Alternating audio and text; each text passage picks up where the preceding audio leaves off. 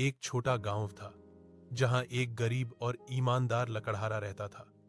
वह रोज सुबह जंगल में जाता, लकड़ियां काटता और शाम को उन्हें शहर में बेचकर थोड़ा बहुत कमाता। उसकी जिंदगी मुश्किलों से भरी थी, लेकिन उसने कभी ईमानदारी का दामन नहीं छोड़ा। एक दिन जब वह नदी के किनारे एक पेड़ काट रहा था, अचानक उसकी कुल्हाड़ी एक्स उसके हाथ से फिसल गई और टहलते हुए नदी के गहरे पानी में गिर गई।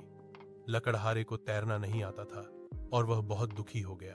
उसके पास बस वही एक कुल्हाड़ी थी जिससे वह अपना और अपने परिवार का पेट पालता था। वह नदी किनारे बैठकर रोने लगा। अचानक नदी के पानी से एक जल परी बाहर आई। उसने लकड़हारे से उसके रोने का कारण पूछा। लकड़हारे ने पूरी बात बता दी। जल परी को उस पर तरस आ गया। उसने कहा, तुम चिंता मत करो, मैं तुम्हारी कुल्हाड़ी ढूंढ कर लाती हूं।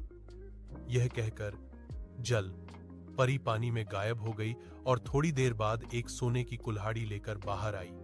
उसने लकड़हारे से पूछा, क्या यह तुम्हारी कुल्हाड़ी है? लकड़हारे ने एक नजर उस कुल्हाड़ी को देखा और बोला, नहीं, यह मेरी नहीं है। जल परी दोबारा पानी में गई और इस बार एक चांदी की कुल्हाड़ी लेकर आई। उसने फिर पूछा, क्या यह तुम्हारी है?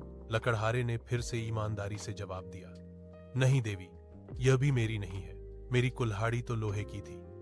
जलपरी ने तीसरी बार पानी में डुबकी लगाई और इस बार वही पुरानी लोहे की कुल्हाड़ी लेकर आई जो लकड़हारे की थी।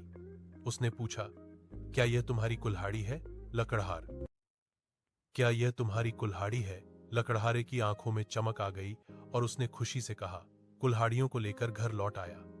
उसकी गरीबी दूर हो गई और उसने हमेशा अपनी ईमानदारी बनाए रखी। कहानी का नैतिक ईमानदारी का फल हमेशा मिलता है। लालच बुरी बला है।